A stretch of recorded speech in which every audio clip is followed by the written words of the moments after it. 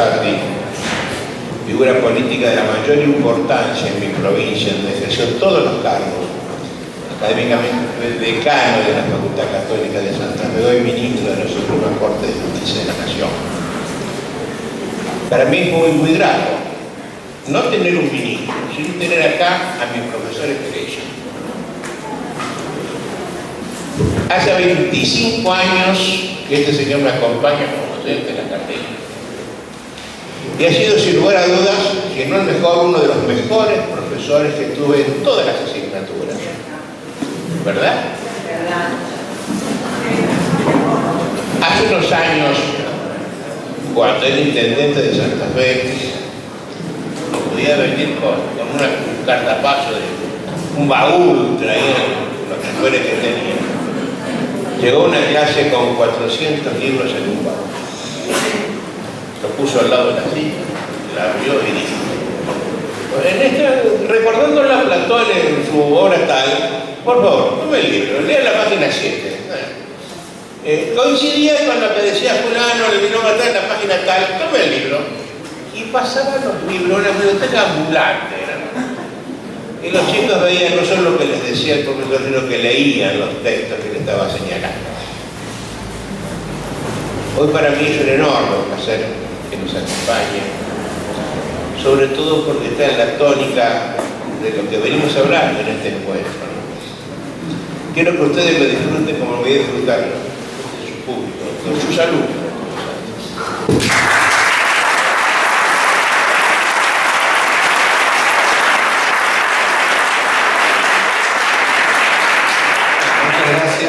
Muchas gracias al querido maestro Adolfo, siempre tan gentil, tan generoso. Lo único cierto de lo que dijo es que efectivamente éramos docentes en desde la primer cohorte, donde estaba Andrea Meroy, por ejemplo, y tantos otros alumnos que hoy son docentes de la maestría, son docentes muy destacados en el mundo académico nacional e internacional. Bueno, tengo que decir que tengo una enorme alegría de volver a ver a muchos de ustedes que han sido alumnos. Venía con un esquema para decir algo, lo cambié parcialmente, recién estábamos tomando un café con Adolfo también, lo modifiqué. Pero todo gira en torno a lo que está pasando en la justicia, por lo menos en mi país, en la Argentina. Sé que hay gente de muchos otros lugares del mundo, de América. A lo que está pasando en la justicia en la Argentina, al rol del juez, que desde hace algunos años viene siendo cuestionado, el funcionamiento del Poder Judicial, el rol de los jueces. Y quiero tocar uno de los tantos aspectos que tiene esta problemática hoy, que es la vinculación de la justicia con la política cotidiana, con la política que hacen los otros poderes del Estado, desde una perspectiva que intente ser no periodística, sino en alguna medida académica. Una de las aristas que hoy yo veo está siendo objeto de revisión, en realidad desde hace algunos años, es aquella que nosotros solíamos repetir en las clases de Derecho Constitucional como una verdad indiscutida. Hay cuestiones que no pueden ser justiciables, hay cuestiones que no pueden llegar a los tribunales, hay cuestiones sobre las que los jueces nada tienen para decir, las llamadas cuestiones políticas no judiciables o no justiciables.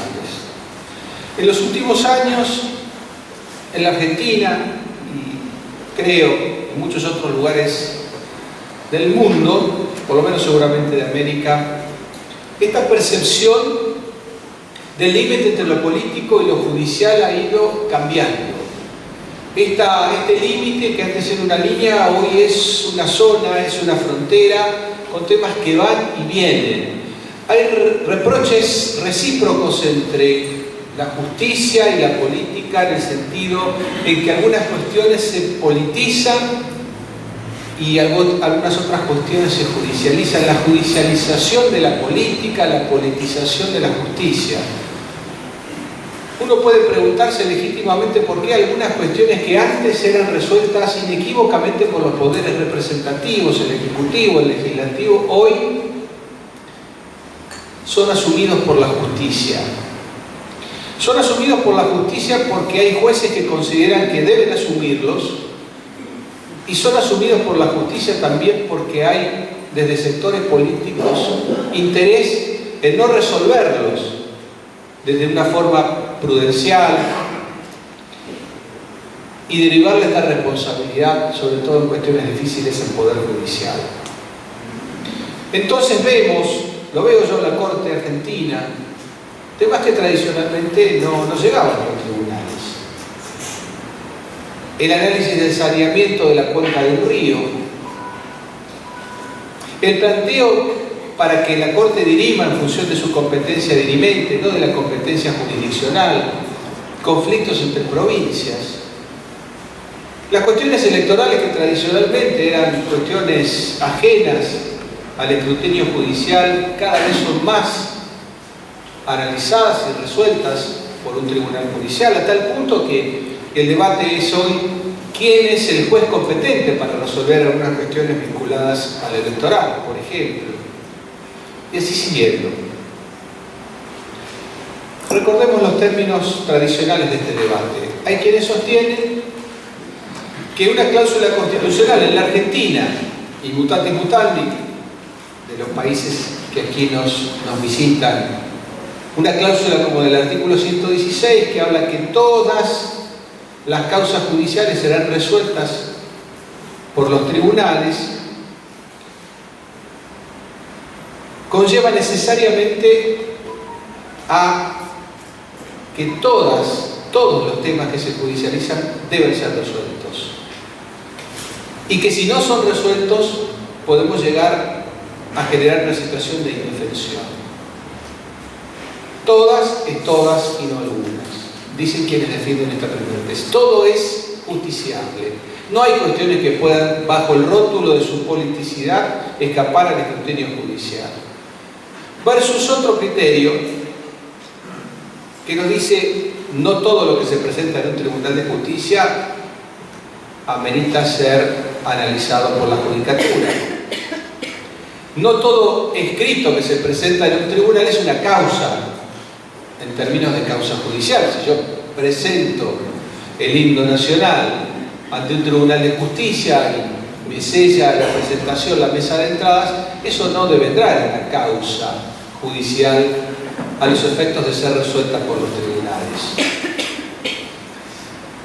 Esta diferenciación doctrinaria, esta disimilitud, este antagonismo, tuvo en la jurisprudencia argentina, lo mismo proveniendo esto de la jurisprudencia norteamericana, una decisión en el sentido de que sí, hay cuestiones que, sobre la base de que deben ser resueltas bajo criterios prudenciales, donde se puede optar entre varios caminos, todos igualmente lícitos o legítimos, no pueden ser analizadas por los tribunales judiciales. Bueno, hoy está esto modificándose. Yo les he dado algunos ejemplos, lo vemos en la vida judicial cotidiana. Y yo me he preguntado, ¿qué es hoy, qué es lo que define hoy la politicidad de algunas cuestiones? ¿Qué es lo que hace que una cuestión pueda ser política a los efectos de su no judiciabilidad? Una primera respuesta que uno lee es, bueno, se trata de competencia de otros poderes y consecuentemente si se trata del ejercicio de una competencia del poder legislativo, del poder ejecutivo, ejercida dentro de ese marco, no tiene por qué ser revisada por la justicia. Pero esto no es así. Los jueces permanentemente estamos revisando lo que hacen los otros poderes, no el qué, sino el cómo. No la competencia en sí mismo, sino cómo se ejerce esa competencia, porque ejercida de un modo incorrecto puede generar una hipótesis de violación de un derecho fundamental. De modo que este no es un criterio que pueda hablarnos de la naturaleza política de una cuestión. Se dice, las cuestiones políticas son cuestiones complejas, las cuestiones jurídicas están reguladas, están regladas, están tasadas, son más sencillas. No son más sencillas, ni más sencillas ni más complejas. Determinar, por ejemplo, cuando una provincia invade a otra, o cuando el país es invadido por una potencia extranjera, es algo muy sencillo. Y la decisión, por ejemplo, de declarar la guerra a otros países no es tan compleja como tal, como decisión. Es más compleja a lo mejor que resolver que un concurso preventivo de acreedores. De modo que tampoco por este lado uno puede extraer una conclusión valedera. Puede uno decir, en el ámbito judicial hay lugar para una sola verdad, hay un ganador y un perdedor, o culpas concurrentes y costas por su orden, pero no hay dos lugares al mismo tiempo. Nos estamos manejando con un criterio de alguien tiene la verdad y alguien no tiene la verdad. En la política esto es distinto. En la política, el criterio que se juega cuando se toma una decisión no es un criterio de verdad.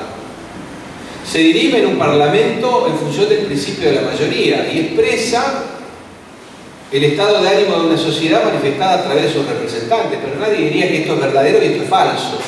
Como sí podría decirlo en un expediente. Esta persona tiene razón, es acreedora y esta otra es deudora y debe pagar.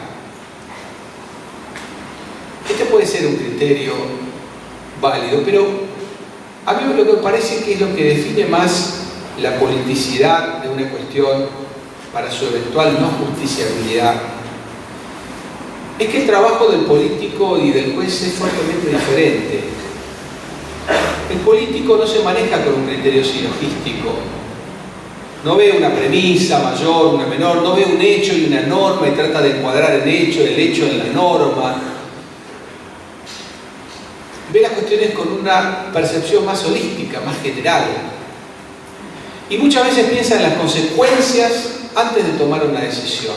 Las consecuencias a veces las trae al presente, aunque estén en el futuro. El juez tiende, en términos generales, a manejarse con criterios más estrechos. Tiene una norma de fondo, una norma de procedimiento que va regulando su camino. Está más acotada su discrecionalidad, debe estar más acotada su discrecionalidad.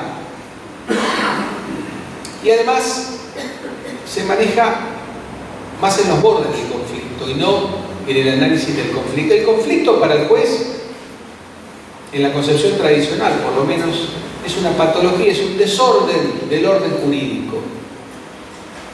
Para el político el conflicto es una situación natural, no es una situación patológica. Es más, es reputado como un signo de vitalidad social la existencia misma del conflicto al interior de una sociedad democrática, donde hay distintas posiciones y distintos intereses para resolver. Conjugar esos intereses es tarea del político. Aplicar las normas vigentes es la tarea del juez. Pero esto en los últimos tiempos se ha habido en gran medida modificado, cambiado, al calor de distintas situaciones. Una es la crisis de representatividad de los poderes, valga la redundancia, representativos, el poder legislativo y el poder ejecutivo en todos los países de Latinoamérica. Un poco antes, un poco después, con más gravedad, con menos gravedad, esto ha ocurrido y ocurre. Frente a esta circunstancia, muchos jueces han dicho: nosotros somos más que un poder del Estado, un contrapoder. Somos un poder contramayoritario y consecuentemente estamos aquí para alzar nuestra voz en defensa de los derechos de aquellos que no tienen voz, asumiendo una representatividad que yo no la encontré en ningún lugar de la Constitución argentina, por lo menos. El Poder Judicial es un poder del Estado, no es un contrapoder del Estado. Los intereses de los sectores vulnerables deben ser defendidos por los tres poderes del Estado, no por el judicial solamente. También por el legislativo y también por el ejecutivo. El poder judicial es el menos representativo de los tres poderes del Estado. No es que no tenga representatividad, pero tiene una representatividad derivada en su origen, cuanto menos. Los poderes representativos, legislativo y ejecutivo tienen una representatividad más directa. De modo que yo no adhiero a este criterio de que la justicia sea un contrapoder, sino que es un poder del Estado, que debe defender determinados intereses, que muchas veces defiende intereses de la minoría, por supuesto, pero también lo hace el Congreso de la Nación cuando sanciona una ley que establece una discriminación inversa, u otorga un plus de derechos a sectores histórica o tradicionalmente más rezagados. De modo que esta representatividad que muchas veces se autoasigna al Poder Judicial, o algunos jueces del Poder Judicial, no encuentra fundamento en una constitución como la Constitución argentina. Encuentra más bien fundamento en el voluntarismo del juez, que muchas veces, por supuesto, que actúa de buena fe. Pero, como decíamos antes, como el juez está pensando más en términos silogísticos y tiene un expediente para resolver, un caso para resolver, no puede pensar en las consecuencias inmediatas y profundas de su decisión en términos sociales, económicos, políticos, institucionales, como sí tiene la obligación de hacerlo el Poder Legislativo y el Poder Ejecutivo. No es menor el rol que tiene el juez, es muy relevante, pero si pierde de vista la importancia de su rol, si quiere subrogar al legislador, vamos a tener un mal legislador y un pésimo juez. Había una costumbre, y hay una costumbre en muchos de nuestros países, de judicializar aquello que no se puede lograr por la política, de pedir la inconstitucionalidad de aquello que no me gusta. Mi maestro Germán Vilar Campos decía, yo me acuerdo siempre, lo repito, Horacio, no todo lo que no te gusta es inconstitucional. Es inconstitucional aquello que viola la Constitución.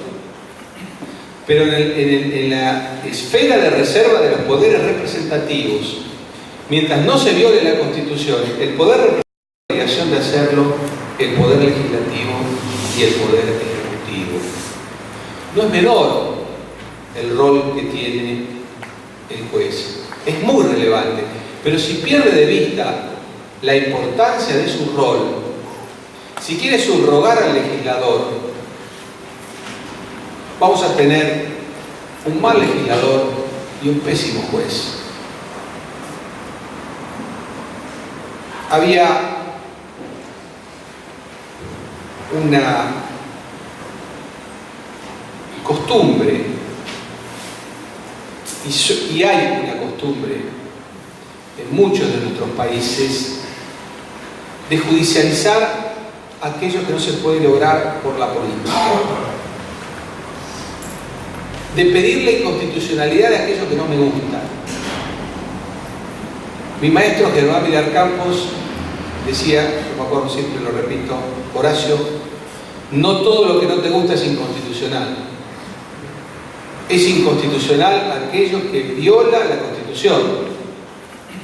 Pero en la esfera de reserva de los poderes representativos, mientras no se viole la Constitución, el poder representativo puede escoger una entre 10 o 20 alternativas, todas igualmente constitucionales.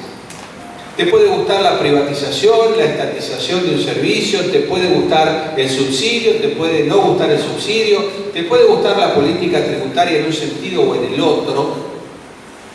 Cuando uno dice algo es inconstitucional, cuando el juez dice esto es inconstitucional, tiene que tener muchísima mesura, pero muchísima mesura. Lo que no se consigue en el Parlamento no se puede buscar después en la justicia.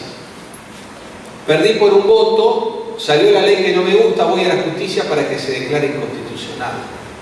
Esto no puede ser una práctica cotidiana, porque esto desmerece la función de los poderes representativos y desmerece la función del Poder Judicial. Pero claro, tenemos nuevas situaciones, nuevos desafíos, tenemos situaciones, reformas constitucionales como la de 1994, que incorpora instrumentos relevantes, necesarios, para hacer frente a nuevos problemas, a problemas que involucran un colectivo de personas.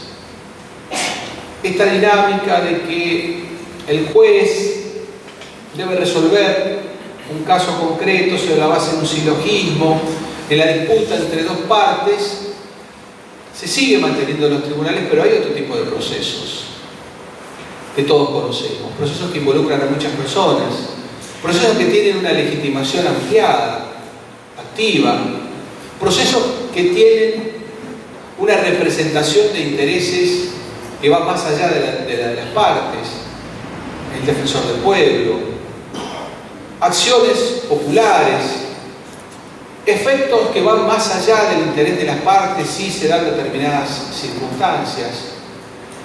Y todo esto vuelve a poner en el tapete la relación entre la política y la justicia, donde de nuevo parece el juez tiene que estar muy atento para saber distinguir el qué y el cómo, para intervenir sobre el cómo, sobre el procedimiento, sobre la instrumentación, para ver si ese cómo, por ejemplo, puede influenciar negativamente la vigencia de un derecho constitucional,